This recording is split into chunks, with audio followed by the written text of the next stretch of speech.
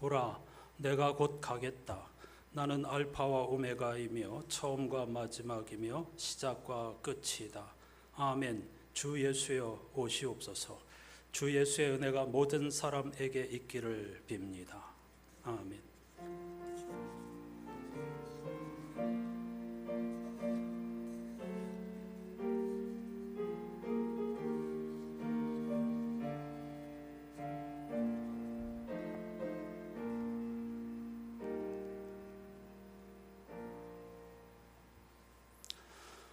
전능하신 하나님, 교회력의 마지막 절기인 창조절 첫 번째 주일, 변함없이 창조와 구원의 주 하나님 앞에 나와 은총의 사건에 참여하며 완전하신 하나님의 은혜를 찬양할 수 있게 해주신 것 진심으로 감사드립니다. 쓸모없는 먼지 덩어리 티끌에 불과했던 우리들을 당신의 형상으로서 쓸모 있는 존재로 만들어주신 하나님을 찬송합니다. 두려움과 공포에 사로잡혀 죄와 죽음의 거대한 세력의 노예로 살 수밖에 없었던 저희들을 예수 그리스도의 십자가와 부활을 통하여 예수 안에 있는 사람, 생명과 구원 안에 있는 사람으로 재창조해 주신 것도 감사드립니다.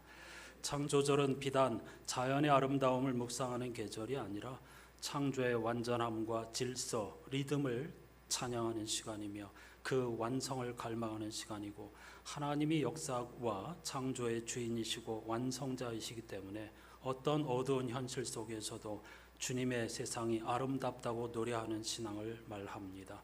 창조절 석 달 동안에 이런 은총이 충만한 우리의 삶이 되고 이런 은혜를 흘려보내는 사람들이 되게 해 주시옵소서.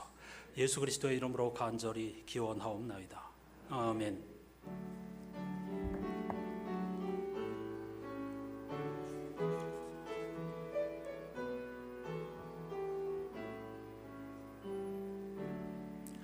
온 천하 만물 우러러 다 주를 찬양하여라. 할렐루야 할렐루야.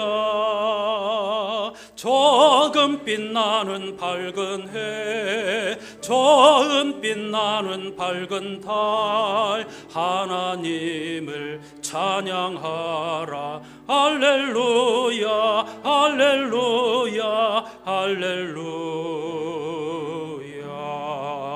힘차게 부는 바람아, 떠가는 묘한 구름아, 할렐루야 할렐루야. 저 돋는 장한 아침에, 저 지는 고운 저녁놀, 하나님을 찬양하라. 할렐루야 할렐루야 할렐루야. 저 흘러가는 맑은 물, 다 주를 노래하여라. 할렐루야 할렐루야. 저 조화 많은 밝은 불, 그 빛과 열을 내어서 하나님을 찬양하라. 할렐루야 할렐루야 할렐루야. 저 귀한 땅은 날마다 한없는 복을 펼치어 할렐루야 할렐루야. 땅 위에 꽃과 열매들 주 영광 나타내어서 하나님을 찬양하라. 할렐루야 할렐루야 할렐루야.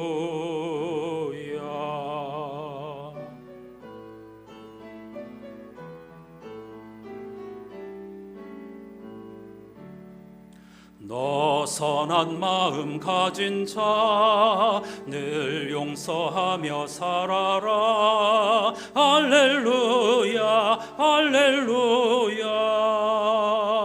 큰 고통 슬픔 지닌 자 내 근심 주께 맡겨라. 하나님을 찬양하라. 할렐루야 할렐루야 할렐루야.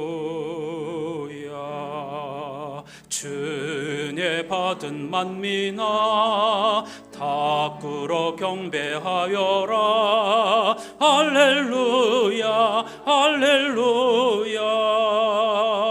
성삼일체 주님께 존귀와 영광 돌려라. 주를 찬양 할렐루야 할렐루야 할렐루야 할렐루야.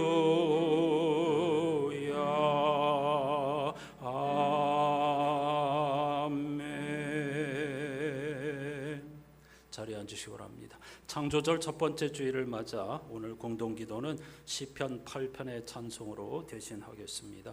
공동번역 개정 찬양이 곧 기도이지요. 시편 8편 함께 내용을 음미하면서 고백하십시다. 야훼 우리의 주여, 주의 이름 온 세상에 어찌 이리 크십니까? 주의 영광 기리는 노래 하늘 높이 퍼집니다. 어린이 젖먹이들이 노래합니다.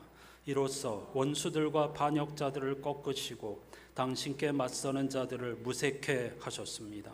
당신의 작품 손수 만드신 저 하늘과 달아놓으신 달과 별들을 우러러 보면 사람이 무엇이기에 이토록 생각해 주시며 사람이 무엇이기에 이토록 보살펴 주십니까? 그를 하느님 다음 가는 자리에 앉히시고 존귀와 영광의 관을 씌워 주셨습니다. 손수 만드신 만물을 다스리게 하시고 모든 것을 발밑에 거느리게 하셨습니다. 크고 작은 온갖 가축과 들에서 뛰노는 짐승들 하며 공중의 새와 바다의 고기, 물길 따라 두루 다니는 물고기들을 통틀어 다스리게 하셨습니다. 야훼 우리의 주여, 주의 이름 온 땅에 어찌 이리 크십니까? 아멘.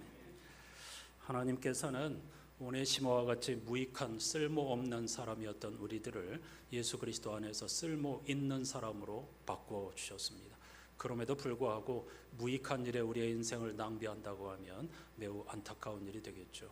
창조의 리듬과 그 질서를 따라서 세상 종말의 순간까지 아름답고 정의롭고 평화롭게 보존해달라는 주님의 당부를 기억하고 거기에 우리의 남은 삶을 걸게 해달라고 다 같이 침묵으로 기도하십시다.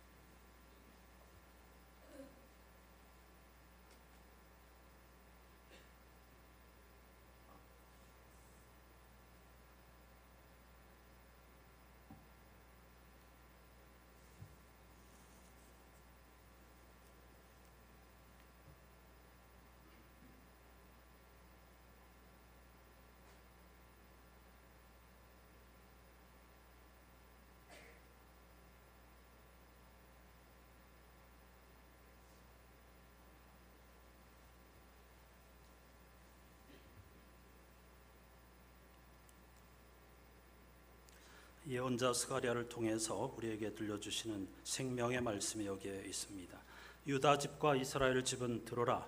너희는 뭇민족에게 욕을 먹는 신세였으나 이제는 내가 너희를 구해내어 사람들로 하여금 너희를 부러워하게 하리라. 그러니 두려워하지 말아라. 힘을 내어라. 아멘.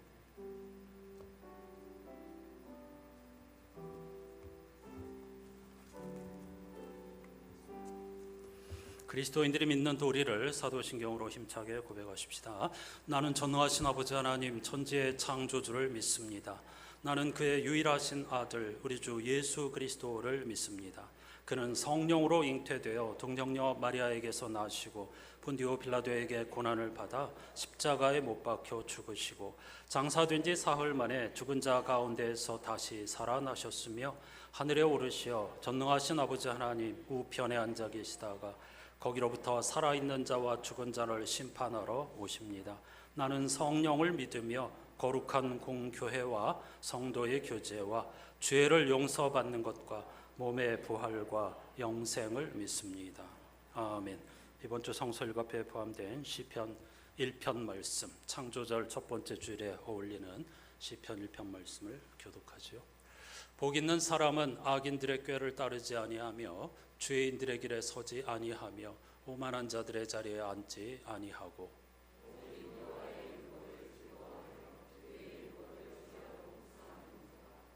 그는 시냇가에 심은 나무가 철을 따라 열매를 맺으며 그 잎사귀가 마르지 아니함 같으니 그가 하는 모든 일이 다 형통하리로다.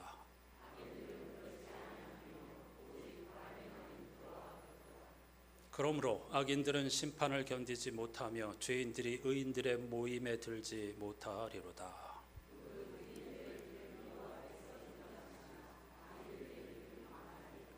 아멘.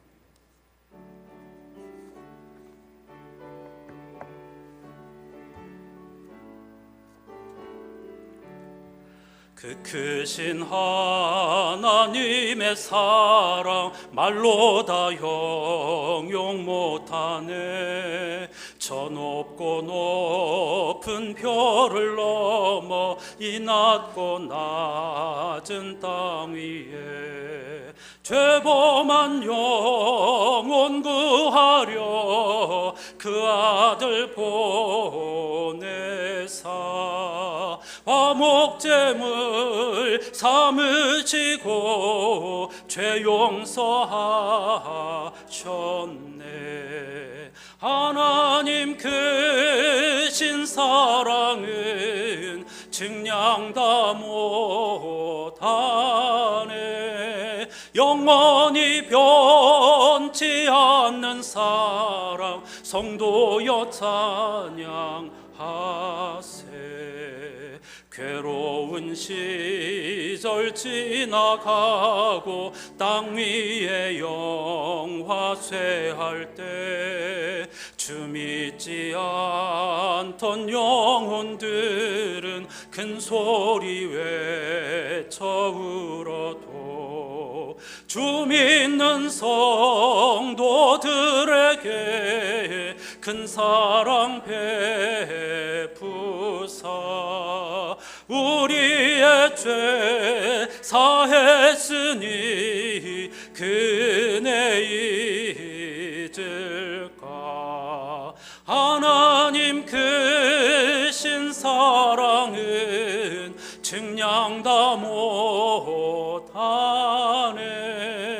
영원히 변치 않는 사랑 성도여 찬양하세.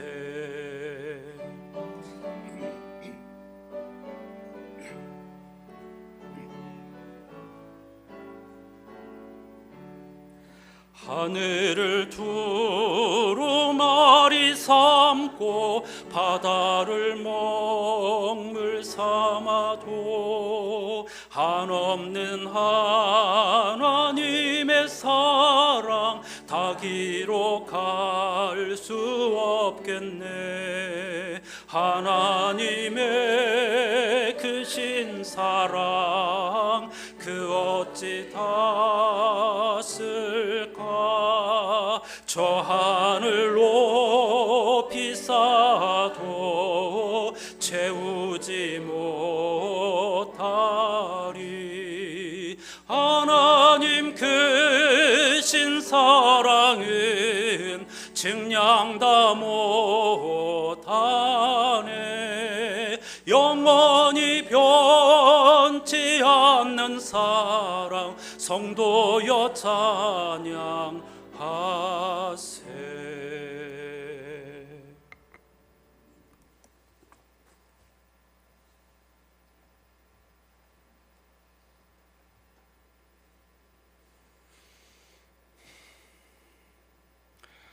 말씀으로 온 세상을 창조하신 주님, 하나님께서 우리에게 보여주신 창조에는 질서가 있었습니다. 인간은 물론이고 동물과 식물에 이르기까지, 그리고 우리 눈에 보이지 않는 모든 피조물에게까지 존엄한 가치를 부여하시고 하나님의 뜻에 따라 세워진 질서로 화합하는 세상을 창조하셨습니다. 그리고 그 뜻에 창조된 피조물은 서로를 존중하며 다스림이 아니라 공존을, 정복이 아니라 서로 사랑을 이루어 나가기를 원하셨습니다. 하지만 인간은 자신의 욕망과 편의에 맞추어 하나님께서 주신 말씀을 자기가 바라는 대로 해석하고는 스스로 하나님의 대리자가 되어 공존이 아니라 폭력으로 다스리려 하고 서로 사랑하기보다는 정복의 깃발을 꽂는데 혈안이 되어 살아갔었습니다. 그들의 어리석은 모습을 보시고 하나님께서는 자신의 본체이시며 진짜 하나님의 대리자를 이 땅에 보내주셨는데도 인간은 그 대리자를 부인하고 죽음에 이르게 하였습니다. 2025년 첫 번째 창조 주일을 맞아 하나님께서 베푸신 창조의 의미를 다시 한번 돌아봅니다. 특히 하나님의 창조 가운데 보여주셨던 피조물에 대한 존중의 의미를 깊이 깨달아 아무리 작은 생명이라 하여도 그 안에 하나님의 존엄함이 함께 내재되어 있음을 기억하며 살아가게 하옵소서. 그리고 피조물 간에 서로 공존해야 함을 기억하게 하옵소서. 인간은 자연과의 공존을 위해서 일회용품 규제, 오염물질 제한, 에너지 절약과 같은 실천 방안을 외치고는 있지만 여러 가지 경제적 이유를 핑계로 미루고 또 미루는 사이 창조의 순리는 무너지고 도리어 부메랑처럼 돌아와 여름은 점점 늘어나고 있고 일부 지역은 물 부족 문제로 평범한 일상을 잃어버렸습니다. 공존을 위한 노력은 우리 삶 속의 작은 것으로부터 시작됨을 기억하게 하시고 혹시 나의 게으름이 창조의 순리를 무너뜨리고 있는 것은 아닌지 돌아보게 하옵소서. 우리가 흔들리지 않고 기억해야 할 것은 창조의 순리를 정하신 분이 하나님이라는 것입니다. 그리고 그 순리의 원형, 순리의 진실이 성경 안에 있다는 것을 기억하게 하옵소서. 예수님을 믿어 받게 된다는 복을 찾기 위해 성경을 보는 것이 아니라 창조의 섭리를 알아가고 예수님께서 보여주신 구원의 진리를 깨닫기 위해 성경을 보고 하나님의 사랑이 사람 안에만 머무는 것이 아니라 모든 피조물의 구원이 예수님께서 말씀하신 구원의 완성이라는 것을 알아가게 하옵소서. 아직도 예수를 알지 못하고 창조의 섭리를 듣지 못한 이들을 위해 주님께서는 우리를 먼저 불러주셨습니다. 이것이 우리의 정체성입니다. 이것이 지금 우리가 함께 모여 예배하는 이유입니다. 자신만을 위해서 살아야 한다고 유혹하는 세상, 살아남기 위해서는 이웃과 친구를 밟고 올라서야 한다고 말하는 세상, 순리를 따르는 것이 아니라 내 힘으로 만들어내야 한다고 말하는 세상, 거대한 세상의 유혹 속에서도 우리는 그것이 틀린 것이고 하나님의 창조 섭리와는 반대로 행하는 것이며 윗자리가 아니라 낮은 자리에 참된 평화가 있다고 선포할 수 있는 우리의 모습이 되기를 소망합니다. 그리고 말로만 선포하는 것이 아니라 이 세상에서 삶으로 살아내는 우리가 되기를 소망하오니 주여 용기를 주시옵소서. 내 힘으로는 할 수 없는 삶이라는 것을 알고 있기에 주님의 은총을 간구합니다. 오늘 이 예배 가운데 다시 한번 창조주를 기억하고 말씀 가운데 주신 은혜를 기억하며 세상의 유혹을 이겨내기로 다짐하는 예배가 되게 하옵소서. 모든 피조물의 새 생명이 되어주신 예수 그리스도 이름으로 간절히 기도드립니다. 아멘.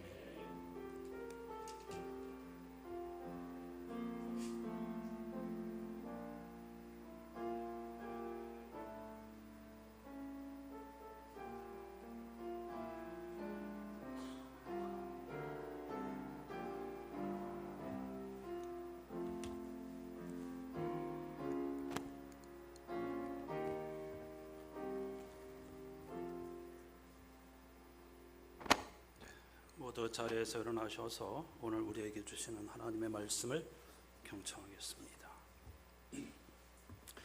교회력의 마지막 절기인 창조절 첫 번째 주일에 주시는 하나님의 말씀은 신약성서 빌레몬서 1장입니다. 1장은 한 장으로 이루어진 아주 짧은 편지인데요. 그 가운데 일부를 제가 메시지 성서로 읽겠습니다.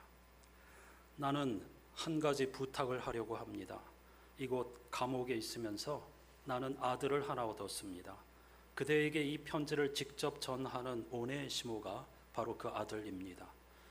그가 전에는 그대에게 무익한 사람이었으나 이제는 그대와 나에게 유익한 사람이 되었습니다. 친구여, 나의 이 큰 부탁을 들어주기 바랍니다.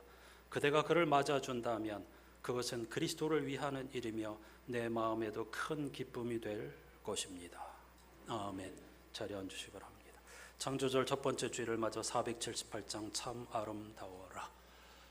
성악가 소프라노의 음성으로 함께 찬양하십시다.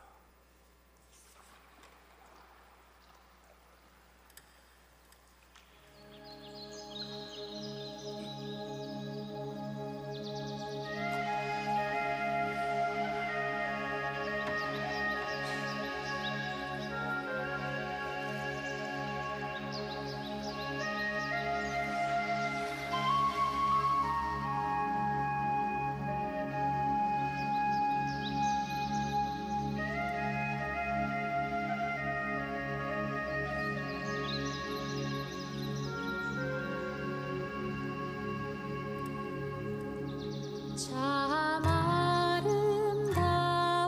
아름다워라 주님의 세계는 저 솔로몬의 옷보다 더 고운 백합화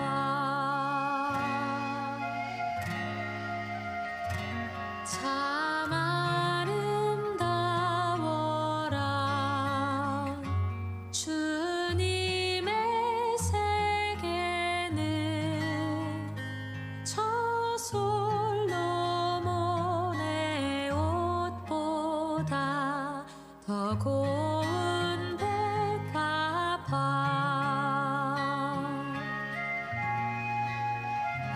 주 찬송하는 듯 저 맑은 새소리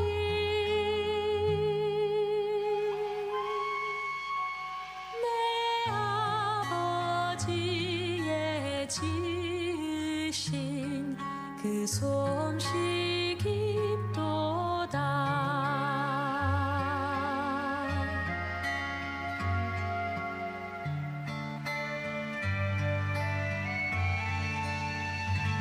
참 아름다워라 주님의 세계는 저 아침 해와 저녁 놀 밤 하늘 빛난 별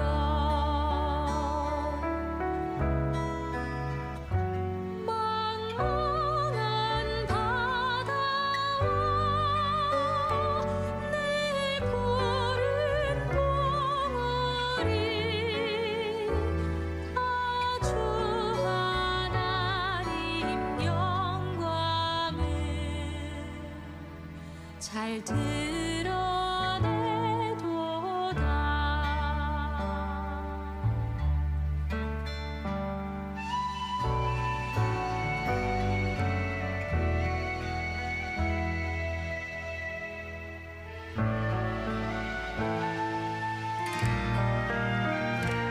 This is my Father's word.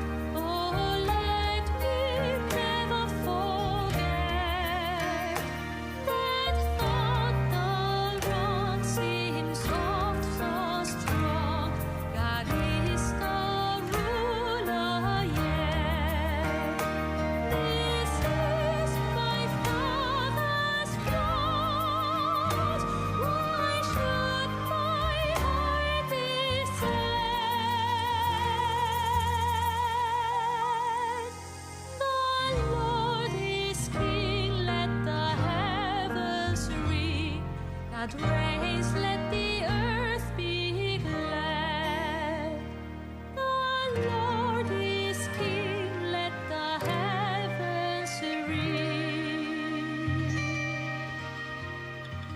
God reigns, let the earth be glad.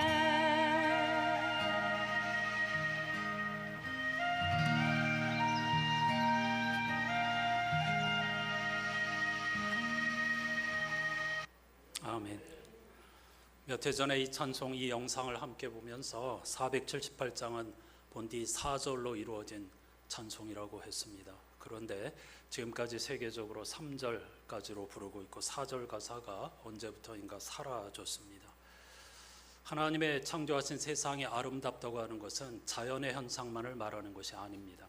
하나님이 이 세상의 주인이시기 때문에 악의 세력이 득세함에도 불구하고 성도들의 눈에는 아름다운 세상, 충만한 세상으로 보인다는 신앙 고백이 중요하게 4절에 담겨 있습니다. 하지만 지금 성악가가 부른 것처럼 4절을 매끄럽게 번역해 주지는 않았고 그냥 해석을 하였기 때문에 저는 부르기 좋도록 4절 영어 이 성악가가 부른 가사를 다시 우리말로 정리해서 함께 우리만의 고유한 찬송으로 부르고 있는 것이죠. 그 4절 말을 함께 불러보십시다. 온 세상 주의 것 항상 기억하여라. 악인이 형통하여도 주 손 안에 있음을 온 세상 주의 것 낙심하지 말아라. 주님이 다스리시니 큰 소리로 찬양하라.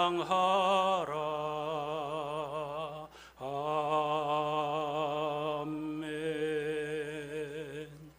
이와 같은 신앙 고백으로 창조절 석 달을 충만하게 보낼 수 있는 저와 여러분이 되시기를 주님의 이름으로 축복합니다. 불과 한 주를 쉬었을 뿐인데 여러분을 다시 뵈니 기쁨이 새삼스럽습니다. 여러분도 그러신가요? 평생 한 가지 일에 집중하는 이들에게는 이른바 직업병이 있습니다. 국어사전에서는 그것을 물리적 질병에 한정하고 있지만 독특한 습관이나 무의식적 행동도 직업병이라고 할 수 있을 겁니다. 목사에게도 직업병이 있습니다. 병명은 잔악계나 설교 생각입니다. 물론 그것은 즐겁고 행복한 족쇄입니다. 미안하지만 저는 목사라는 직업이야말로 세상 최고의 직업이라고 생각합니다.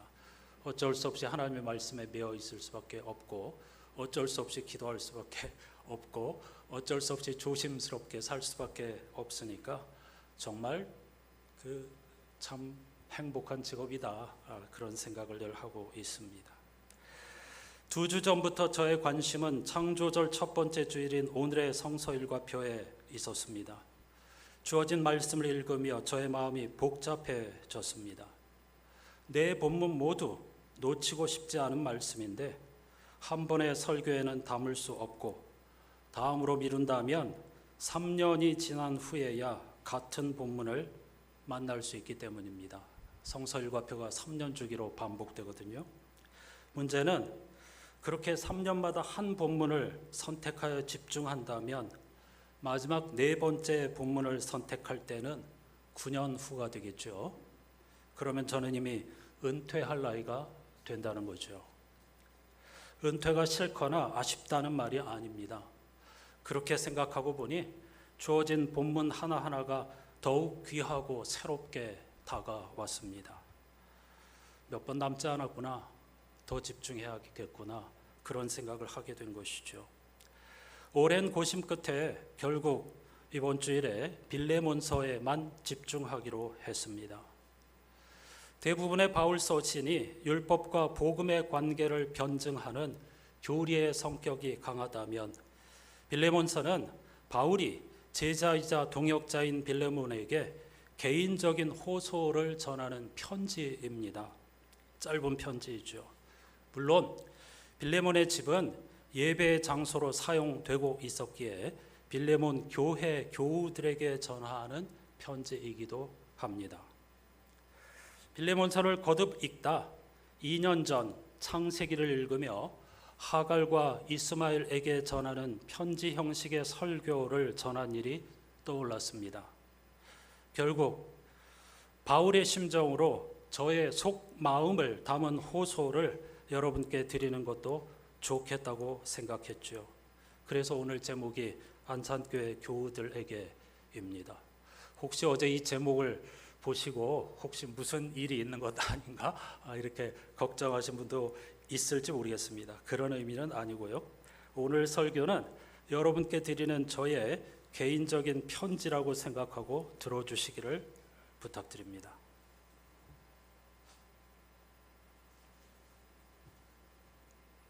편지입니다. 사랑하는 안산교회 교우 여러분, 저는 한 주간의 휴가를 얻어 여러분을 떠나 있습니다. 하지만 제 마음은 언제나 여러분과 함께 있답니다. 빌레몬서를 읽다 보니 로마 제국에 의해 일종의 연금 상태에 놓인 바울은 빌레몬의 집에서 예배드리는 성도들을 그리워하며 만남을 고대하고 있더군요. 제가 연금되어 있는 상태는 아니지만 여러분을 떠나 있기에 제 마음도 그와 똑같습니다. 저는 지금 8월 31일 주일 예배를 여러분과 함께하기 위해 기다리고 있습니다. 비록 영상으로 함께하는 것이지만 설렘 반, 걱정 반의 심정이죠. 예배를 준비하는 부담이 얼마나 큰지를 잘 알기에 어제 이 목사님께 잘하실 것이니 너무 염려하지 말라고 문자를 보냈습니다. 그렇잖아도 긴장 속에서 고치기를 반복하고 있다는 답이 돌아왔죠. 저는 다시 예배라는 은총의 잔치를 베푸시는 주인은 주님이시니 걱정하지 마시라고 했죠. 오늘 안산교회와 모든 교회의 예배 가운데에 하나님과 예수 그리스도의 은혜와 평화가 있기를 기도합니다. 바울은 빌레몬과 교우들에게 자신의 개인적 호소를 담은 편지를 썼습니다.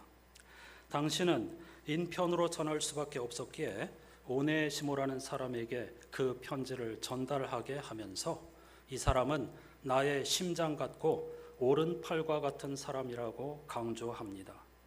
사실 오네시모는 무슨 이유인지 알 수 없지만 주인인 빌레몬을 배반한 도망 노예 신분이었습니다. 바울은 빌레몬에게 오네시모가 전에는 그대에게 쓸모 없는 사람이었지만 지금은 그대와 나에게 쓸모 있는 사람이 되었다고 호소합니다. 담임 목사인 저에게 오른팔과 같은 사람은 저와 함께 목회하는 동역자들입니다. 여러분은 보통 부목사라고 부르지요. 그런데 사람의 쓸모는 입장에 따라 달라지는 것 같습니다. 제가 보는 쓸모와 여러분이 기대하는 쓸모가 다르다는 것이죠. 저는 성실함과 진지함을 잃지 않고 끊임없이 공부하는 사람을 쓸모 있는 동역자로 생각합니다. 하지만 여러분이 생각하는 쓸모는 친절과 부지런함에 있는 것 같습니다. 간혹 이 목사님이 무뚝뚝하다는 말과 예배당 관리가 부실하다는 이야기가 들려옵니다. 심지어 저에게만 잘 보이려 한다는 말도 들려옵니다. 여러분, 복음에 매달리는 목회자의 삶을 살기로 다짐한 사람이 하나님 앞에서 똑같이 쓸모없는 종에 불과한 담임 목사에게 잘 보여서 무엇을 얻겠습니까? 만일 그런 생각이라면 이 길을 걷지 말아야 하겠죠. 물론 이 목사님이 경상도 태생이라 그런지 아기자기한 맛이 없어 보일 수도 있습니다. 제가 한없이 부족하듯 부족한 부분도 당연히 있겠지요. 이 목사님께는 비밀이지만 제가 새벽 인도를 위해 나와서 항상 하는 일이 있습니다. 바로 예배 전 소예배실 탁자와 의자 정리입니다. 운행 전에 정리해주고 가면 좋겠지만 그건 제가 해도 되는 일이기에 개의치 않습니다. 심지어 목사님이 그 사실을 알면 불편할까 봐 언제나 목사님이 차량 운행을 나간 뒤에 몰래 정리합니다. 정말 비밀입니다. 대신 저는 목사님의 겸손과 진지함과 노력을 쓸모로 받아들이고 응원합니다. 목사님의 쓸모는 하루아침에 생긴 것이 아닐 겁니다. 아마도 평생 개척교회 목사로 찢어지게 가난하게 살아온 부모님과 적어도 목사님 부부에게는 가장 쓸모 있는 아들, 딸들로 인한 인고의 세월과 몸부림이 그의 목회자적 쓸모의 자산이라고 저는 생각합니다.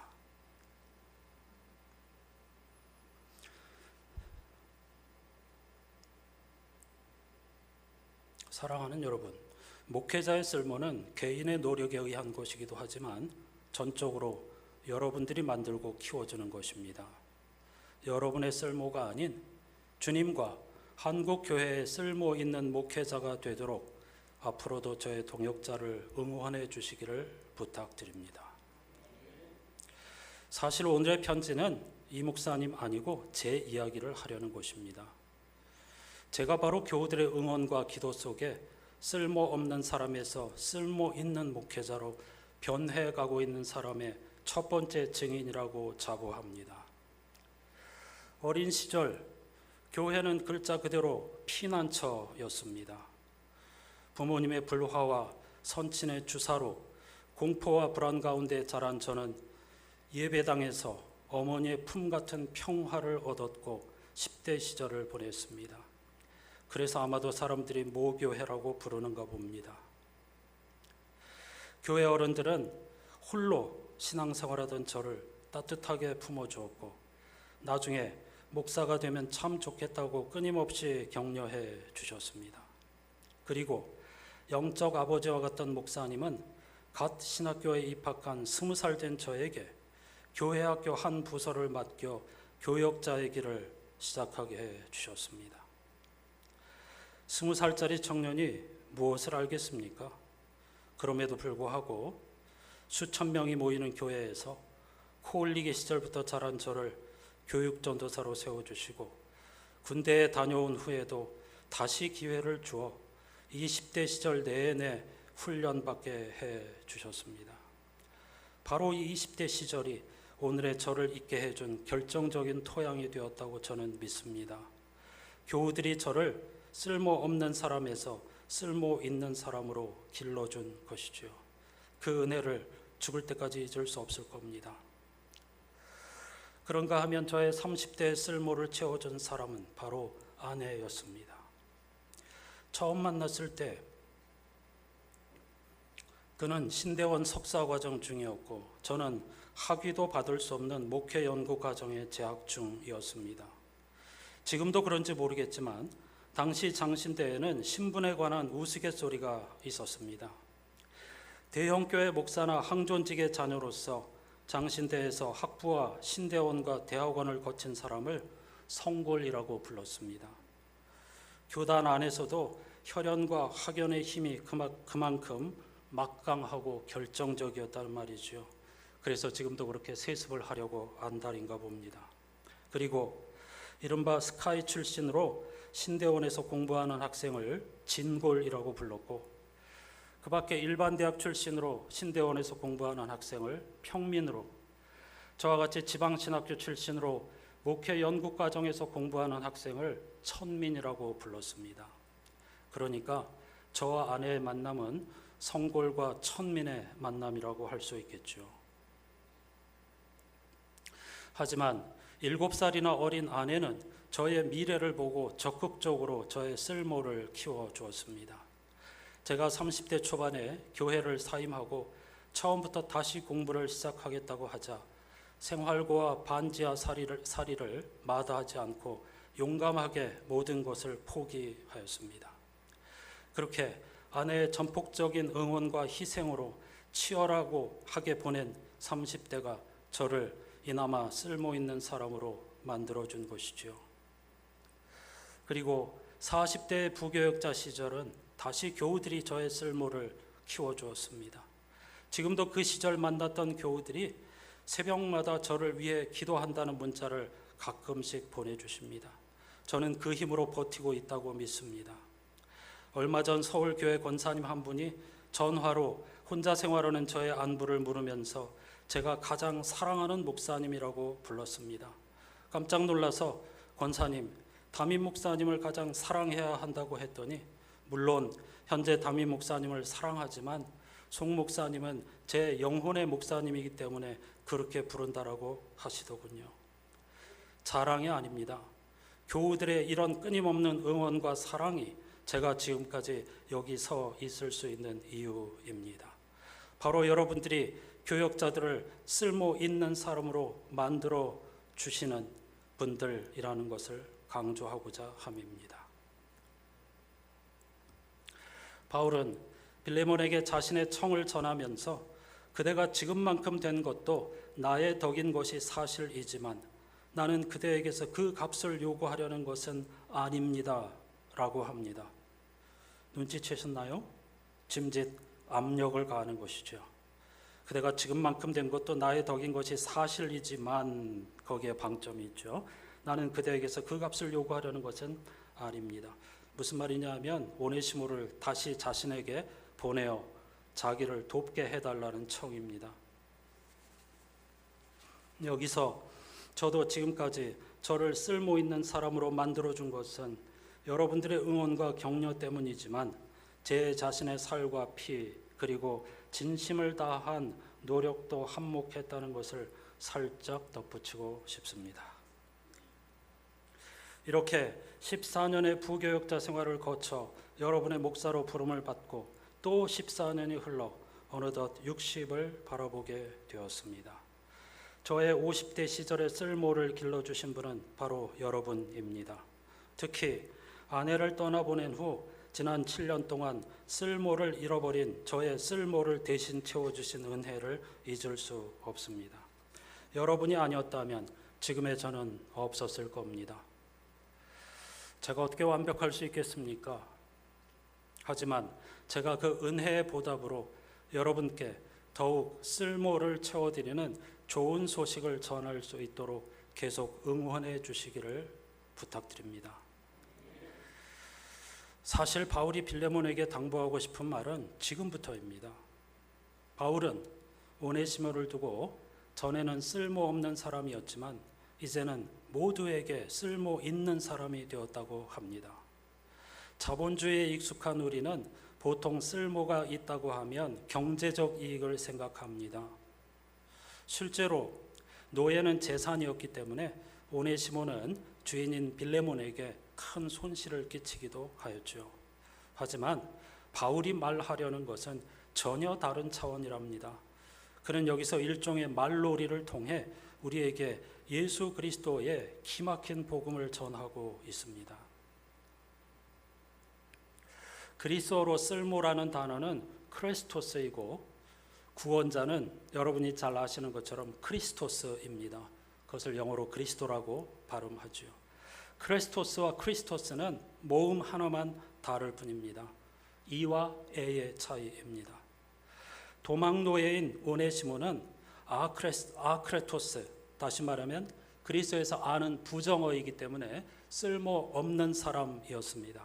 그런데 지금은 바울을 만나 예수 그리스도의 복음을 접하고 유크레토스가 되었다는 것입니다.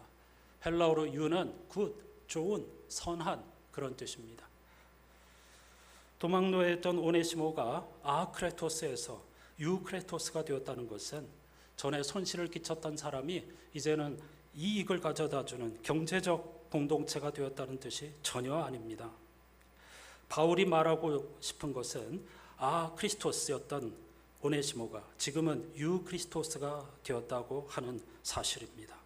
전에는 그리스도 없는 사람 크리스토스였는데 지금은 좋은 그리스도인 유크리스토스가 되었으니 그를 더 이상 노예가 아닌 형제로 받아들여 달라는 파격적인 부탁이지요. 이게 원로인 바울이 자신의 자녀와도 같은 한참 후배뻘인 빌레몬에게 겸손하게 간청하는 이유입니다. 노예를 친구로 받아달라. 있을 수 없는 일이죠. 이게 기독교의 역동성입니다. 이게 복음이었죠. 여러분, 우리 모두가 전에는 크리스토스였지만 지금은 유크리스토스가 되었습니다. 바울은 이걸 말하고 싶은 겁니다.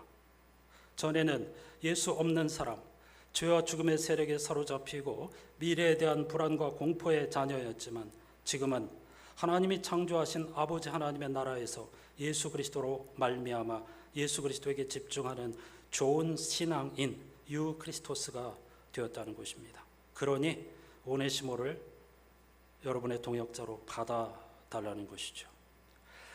바울은 편지 말미에서 빌레몬을 향하여 이제는 그대가 나의 기쁨이 되어달라고 호소합니다. 연금 상태에 놓인 바울에게 오네시모가 큰 기쁨, 다시 말하면 쓸모가 되어준 것처럼 이번에는 빌레몬 당신이 나의 기쁨, 나의 오네시모가 되어달라는 것이죠. 그것이 곧 주님의 기쁨과 연결되어 있기 때문이라고 사도 바울은 강조합니다. 생각해보면 우리는 모두 하나님 앞에서 쓸모없는 존재였습니다. 기쁨의 동산을 박차고 나와 스스로 신이 되려고 했기 때문이지요. 하지만 하나님의 전능하심은 전쟁 무기가 아닌 포기하지 않는 능력이기에 스스로 당신을 십자가에 내어주심으로써 당신의 생명을 내어주심으로써 우리를 쓸모 있는 사람 유크리스토스로 인정해 주신 겁니다. 그러니 이제 우리가 주님의 기쁨, 우리가 주님의 오네시모가 되어야 하지 않을까요? 어떻게 하면 주님을 기쁘게 할 수 있을까요? 누군가의 기쁨, 누군가의 오네시모가 될 때 주님의 기쁨, 주님의 즐거움, 주님의 오네시모가 될 수 있지 않겠습니까? 바울은 주 예수 그리스도께서 여러분의 마음에 은총을 내려주시기를 빕니다 라는 인사로 편지를 마무리합니다. 저도 같은 인사로 마무리하렵니다. 우리 주 예수 그리스도께서 여러분의 마음에 은총을 내려주시기를 빕니다. 일주일의 시간 뛰어넘어서 다시 현실로 돌아오십시오. 오늘 말씀을 생각하면서 감사의 식탁 교제로 나아가십시다. 찬송가 219장 주 하나님의 사랑은 쓸모없는 우리를 쓸모 있는 사람으로 만들어주신 사랑입니다. 가사를 잘 생각하면서 1절 2절 부르면서 빵을 받으시기만 하십시오. 장로님들 나오십시오.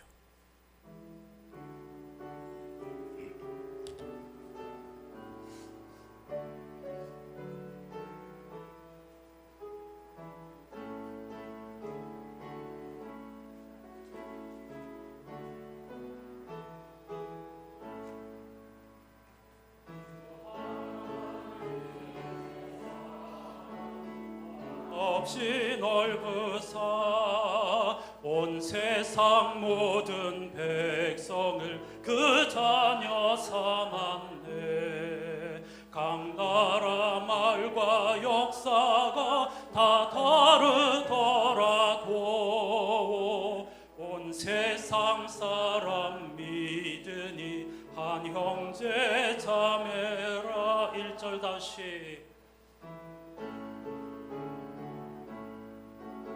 한없이 넓으사 온 세상 모든 백성을 그 자녀 삼았네.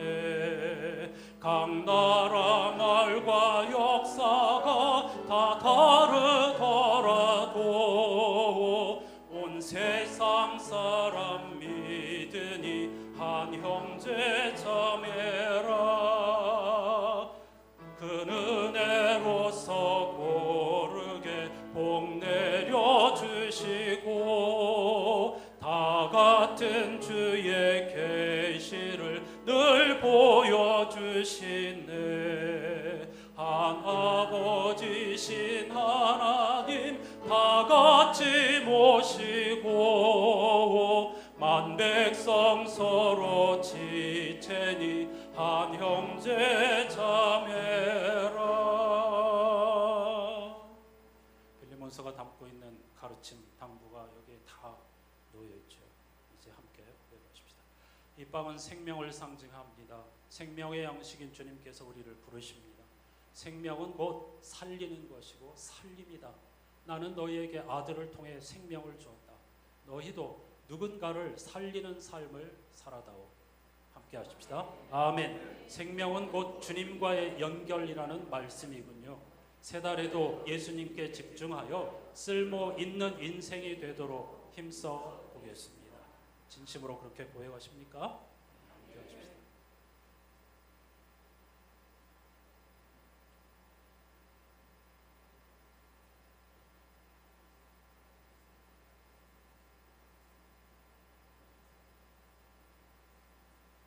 3절과 4절을 부르시면서 받으시기 바랍니다.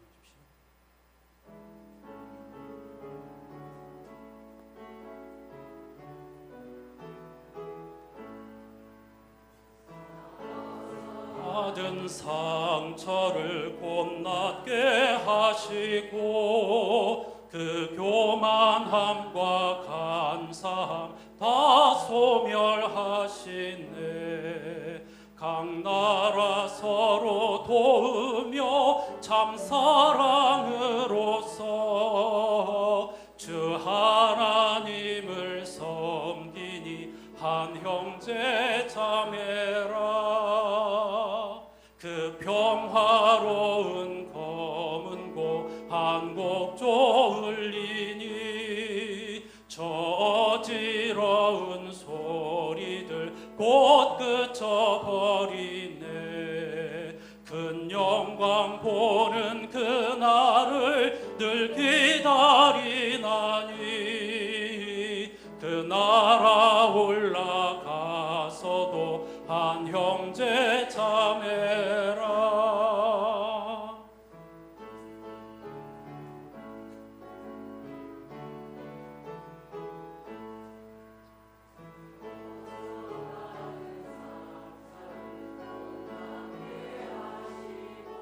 한 주만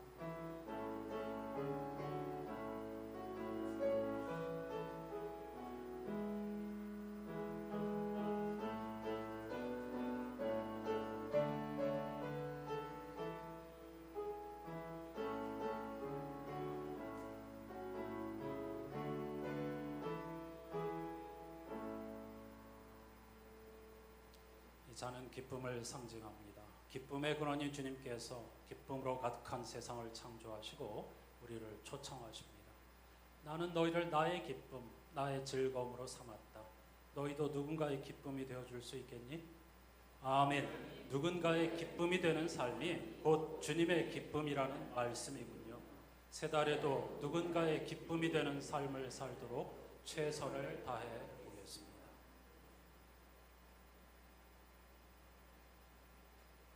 사절을 찬양하십시다.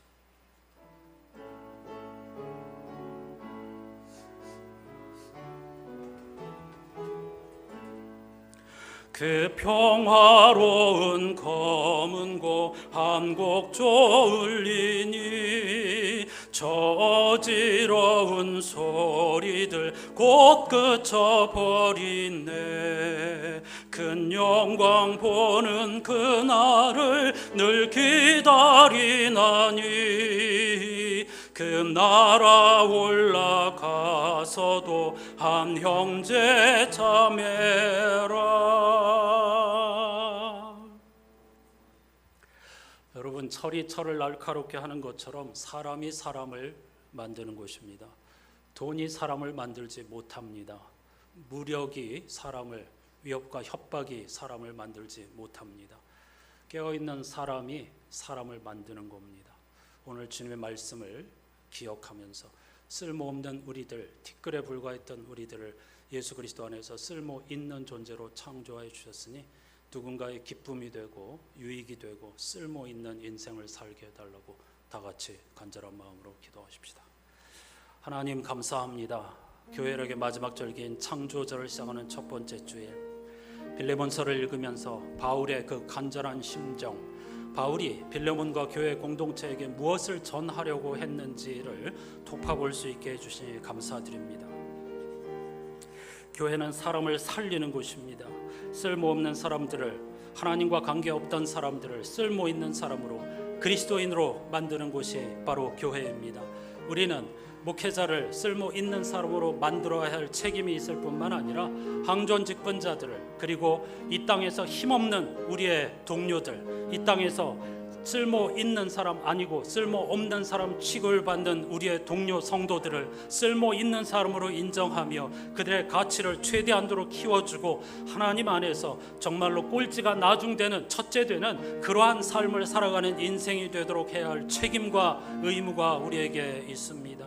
노 사도인 바울이 사랑하는 제자들 그리고 교회 공동체들에게 어떻게 하든지 사람을 살리는 공동체가 되어다오. 신분과 모든 차별과 그리고 여러 가지 현실을 뛰어넘어서 그리스도 안에서 서로 한 형제 자매라는 사실을 기억하고 서로 살리는 사람이 되라고, 단점이 아닌 장점을 보고 응원하고 격려하라고, 그래서 정말로 좋은 동역자로 키워달라고 당부하는 말씀을 전하였습니다. 오늘 우리 한국 교회에게 주신 말씀이 아닐 수 없습니다. 오늘 우리들 자신에게 주시는 말씀으로 귀담아 듣게 해주시고 서로를 정말로 쓸모 있는 사람, 예수 안에서 강력한 그 아름다운 향기가 나는 존재로서 서로를 길러주고 북돋워주고 키워주고 세워줄 수 있는 아름답고 거룩한 안산의 공동체가 되게 해 주시옵소서.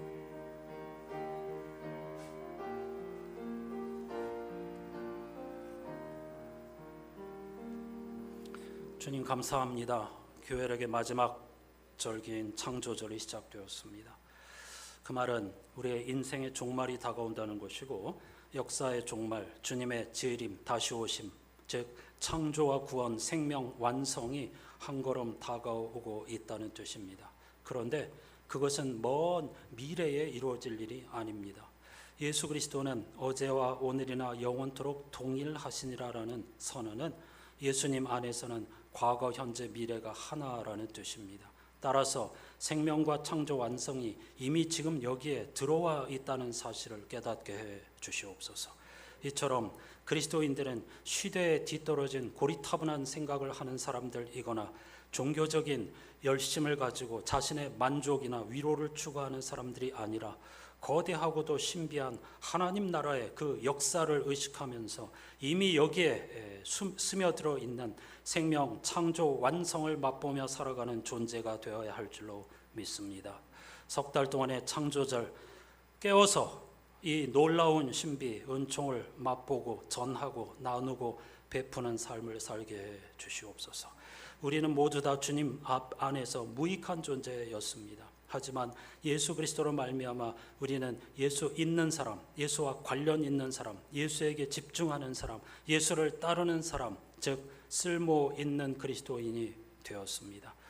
더욱더 주님의 기쁨이 되기를 원한다면 우리는 우리의 이웃들, 특히 우리 성도들 가운데서도 쓸모 없는 사람 취급받는 분들을 쓸모 있는 사람으로 존중하고 대우하고 그를 격려하고 응원하고 키워주는 것이야말로 주님의 기쁨, 주님의 오네시모가 되는 길이 되는 줄로 믿습니다.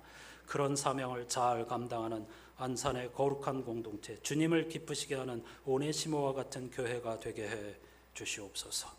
가을에 있을 지붕 공사를 위해서 열심히 오병이어를 모으고 간절히 기도하고 지혜를 구하는 중에 있습니다.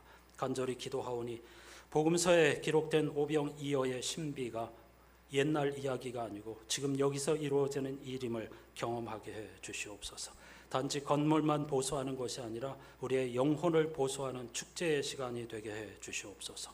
예수 그리스도의 이름으로 간절히 기도드립니다. 아멘.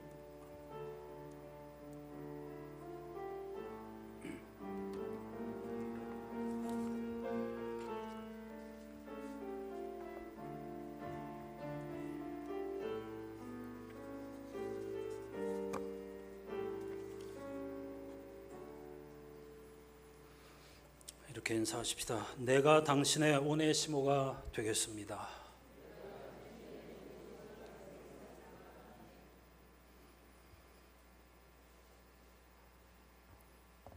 성찬 예식에 고백할 때 제가 어떤 문장을 사용했는지 혹시 기억나십니까?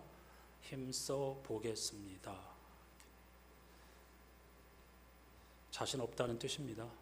그렇지만 해보겠습니다. 그런 마음가짐으로 살아가는 창조절 될 수 있기를 다시 한번 주님의 이름으로 축복합니다. 이번 주 성서일갑회에 포함되어 있는 네 꿀보다 달고 금보다 귀한 말씀들을 깊이 묵상하고 읊조리면서 한 주간을 행복하게 기쁨 가득한 삶을 사시기를 바랍니다. 또 여러 가지 우리를 돕는 신앙의 도구들을 적극적으로 활용해 주셔서 누군가의 기쁨이 되고 그대 내게 행복을 주는 사람이라는 가사처럼 그런 사람이 되기를 힘써 보십시다. 예배 후에 정기 재직회로 잠시 모이겠습니다. 9월 오후 활동, 오늘 기쁨주의를 맞아 점심 식사 식탁 교제를 나눈 후에 1시 30분부터 찬양 예배를 드리는데, 오늘은 얼마 전에 새벽에 읽었던 시편 120편에서 134편 그 부분을 읽으면서 저는 9월 찬양 예배 때 올라가는 노래를 주제로 찬양을 하면 좋겠다, 그런 생각을 하였습니다. 그래서 이 배경과 맥락을 짚어가면서 오후에 찬양 예배를 함께 하겠습니다. 여름방학을 했던 배움주일 다시 시작합니다. 다음 주일 9월 배움주일은 이미 말씀드렸던 것처럼 내 인생의 말씀 나누기, 고백하고 나누는 시간입니다. 구약 한 절, 신약 한 절 이렇게 해도 되고요. 구분 없이 한 절 혹은 두 절 하셔도 됩니다. 길지 않은 간증을 환영합니다. 5분 이내로, 한 분의 시간을 너무 많이 사용하면 되니까 왜 그 말씀을 선정했는지, 그 말씀에서 어떤 은혜를 받았는지, 왜 그 말씀을 붙잡고 있는지를 서로 이렇게 나누면 좋겠습니다. 근데 그 말씀을 같이 읽어야 되니까 가능하면 이 목사님께 그 문자 메시지로 제가 선정한 말씀은 뭐 어디 몇 장 몇 절임 이렇게 미리 보내주시면 좋겠고, 그날 이렇게 띄워놓고 성경 본문을 띄워놓고 찾아가면서 할 테니까 꼭 그렇게 안 하셔도 되고, 할 수 있다면 미리 그렇게 알려주시면 준비하는 데도 도움이 되겠습니다. 10월과 11월 배움주일에는 여러분들이 깜짝 놀랄 만한 또 좋은 시간들을 준비하고 있습니다. 기대하셔도 좋습니다. 역시 방학했던 항존직 공부와 독서 모임을 9월부터 다시 재개하는데 마지막 28일 주일날 함께 나누도록 하겠습니다. 예배당 보수공사를 위해서 아마 추석 지나면 하게 되겠죠. 간절히 기도해 주시고 오병이어의 은총을 맛보게 해달라고 이렇게 기도해 주시기 바랍니다. 오늘 예배 전에 김우곤 집사님이 뇌졸중으로 지금 쓰러졌던 아들 승필 씨가 석 달 만에 휠체어를 벗어났다는 소식을 전해 주었습니다. 그리고 뇌 기능의 90%가 회복이 되었다는 좋은 소식을 전해 주었습니다. 그러면서 감사하는 마음으로 오병이어 헌금을 들고 오셔서 제가 헌금함에 넣었는데요. 이런저런 여러 가지 은혜를 감사하는 마음으로 열심히 우리가 가진 것 몫을 조금씩 떼어서 힘을 보태다 보면 놀라운 은혜를 체험하게 될 줄로 믿습니다. 오늘은 이삭주기 헌금주일인데요. 한 달 동안 또 마음을 모아주시기를 바랍니다. 다 같이 자리에서 일어나셔서 2절로 찬양하시고 축도하지요.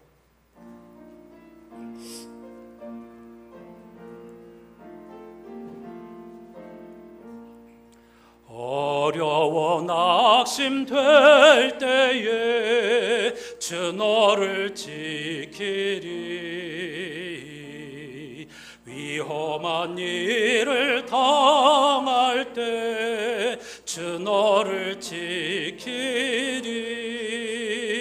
주 너를 지키리. 아무 때나 어디서나 주 너를 지키리. 늘 지켜주시리.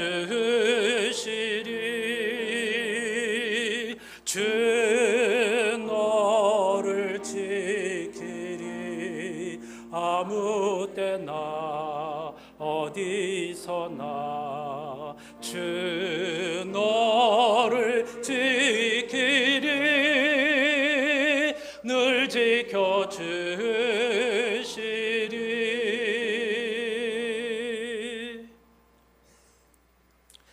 친구여, 나의 이 큰 부탁을 들어주기 바랍니다.